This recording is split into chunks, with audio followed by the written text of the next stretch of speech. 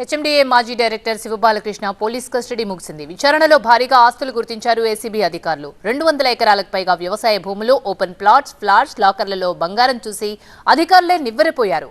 శివబాలకృష్ణ పెట్టుబడులతో పాటు అక్రమాస్తుల కేసులో అధికారుల పాత్రపై కూపీలాగుతున్నారు ఏసీబీ అధికారులు. శివబాలకృష్ణ విచారణలో సంచలన విషయాలు వెలుగు చూస్తున్నాయి. బినామీల పేరుతో 214 ఎకరాల భూములు, 29 ఓపెన్ ప్లాట్స్, 7 ఫ్లాట్స్, ఒక విల్లాను గుర్తించామన్నారు ACB joint director Sudheendra. Janagama జిల్లాలో 102 ఎకరాలు, నాగర్ కర్నూలు జిల్లాలో 38, సిద్దిపేట జిల్లాలో 7, యాదాద్రి జిల్లాలో 66 ఎకరాల వ్యవసాయ భూముల్ని గుర్తించామన్నారు. ఆస్తులన్నీ కుటుంబ సభ్యులు, బంధువులు, ఫ్రెండ్స్ పేరుతోనే రిజిస్ట్రేషన్ చేయించారని అన్నారు ఏసీబీ జేడీ. ఫస్ట్ సర్చెస్ లో ఐడెంటిఫై చేసినవి మొన్న పోలీస్ కస్టడీలో ఆయన విచారణలో మాకు చెప్పగా ఐడెంటిఫై చేసినవి టోటల్ తీసుకుంటే around 214 acres of agriculture land మాకు ఐడెంటిఫై చేయడం జరిగింది. అందులో ముఖ్యంగా జనగాం డిస్ట్రిక్ట్లో అరౌండ్ 102 ఏకర్స్ ఉన్నాయి. సో అందులో మ్యాక్సిమం పోర్షన్ అక్కడ ఉండడం జరిగింది. అందులో కొడకండ్ల మండలంలో అరౌండ్ 48 ఏకర్స్, పాలకుర్తిలో 27 ఏకర్స్, రఘునాథపల్లిలో ఒక 2.2, జాఫర్గఢ్లో ఒక 20 ఏకర్స్, అట్లాగా వేరియస్ ప్లేసెస్లో ఈయన పెట్టడం జరిగింది. సిమిలర్లీ నాగర్ కర్నూలు డిస్టిక్లో కూడా అరౌండ్ 38 ఏకర్స్, 39 ఏకర్స్ కూడా ఆయన రిజిస్టర్ చేయించుకోవడం జరిగింది.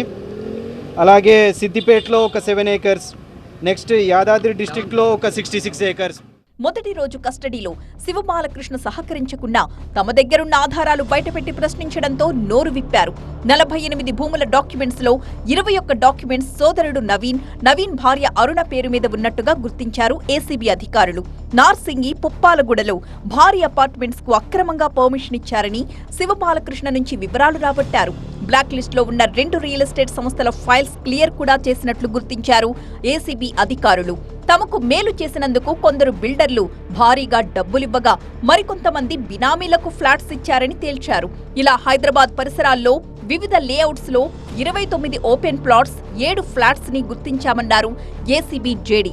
విజయనగరం, విశాఖల్లో కూడా 4 ఫ్లాట్స్ ఉన్నాయన్నారు. మొత్తం శివబాలకృష్ణ ఆస్తులు 250 కోట్లకు పైమాటే అంటున్నారు ఏసీబీ జాయింట్ డైరెక్టర్ సుధీంద్ర. అలాగే ప్లాట్స్ వస్తే అంటే ఈ లేఅవుట్స్లో ప్లాట్లు వాటికి వస్తే అరౌండ్ 29 ప్లాట్స్ ఐడెంటిఫై చేయడం జరిగింది. ఇందులో ముఖ్యంగా ఎక్కువ రంగారెడ్డి డిస్టిక్లో వివిధ మండలాల్లో 12 ప్లాట్స్ ఐడెంటిఫై చేయడం జరిగింది. సంగారెడ్డిలో ఒక 3 ఉన్నాయి. ఈవెన్ విజయనగరం, విశాఖపట్నం అటువైపు కూడా ఒక 4 ప్లాట్స్ చూడడం జరిగింది. యాదాద్రిలో ఒక 8 ప్లాట్స్ ఉన్నాయి, మిగతావి వేరే చోట్ల. అలాగే ఫ్లాట్స్ వస్తే flat some 2 bedroom, 3 bedroom, 4 bedroom flats అట్లా వస్తే ఒక 7 ఫ్లాట్స్ అపార్ట్మెంట్స్లో వివిధ అపార్ట్మెంట్స్లో ఐడెంటిఫై చేయడం జరిగింది. శివబాలకృష్ణ కస్టడీ సమయంలోనే హెచ్ఎండిఏ, రెరా కార్యాలయాల్లో సోదాలు నిర్వహించిన ఏసీబీ పలు కీలకమైన ఫైల్స్ ని స్వాధీనం చేసుకుంది. హెచ్ఎండిఏ ఆఫీసులో కంప్యూటర్ ఆపరేటర్ల నుంచి జాయింట్ డైరెక్టర్ వరకు అందరినీ ప్రశ్నించారు ఏసీబీ అధికారులు. కొంతమంది మంత్రుల పేర్లు చెప్పి బాలకృష్ణ సంతకాలు పెట్టమనడంతో తాము సైన్ చేశామని ఏసీబీ విచారణలో ఒప్పుకున్నారు కింది స్థాయి అధికారులు.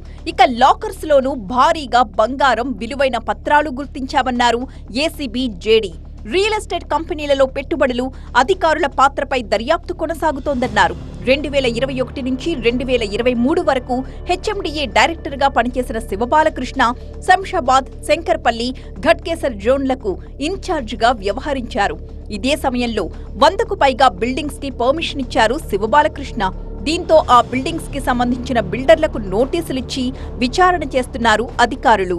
పోలీస్ కస్టడీ ముగియడంతో ఉస్మానియాలో వైద్య పరీక్షలు నిర్వహించి నాంపల్లి ఏసీబీ కోర్టులో హాజరుపరిచారు. కోర్టు నుంచి రిమాండ్పై జైలుకు తరలించారు. శివబాలకృష్ణ అక్రమాస్తుల కేసులో సోదరుడు శివ నవీన్ కుమార్ ని కూడా అరెస్ట్ చేసి జైలుకు పంపించామన్నారు ఏసీబీ అధికారులు.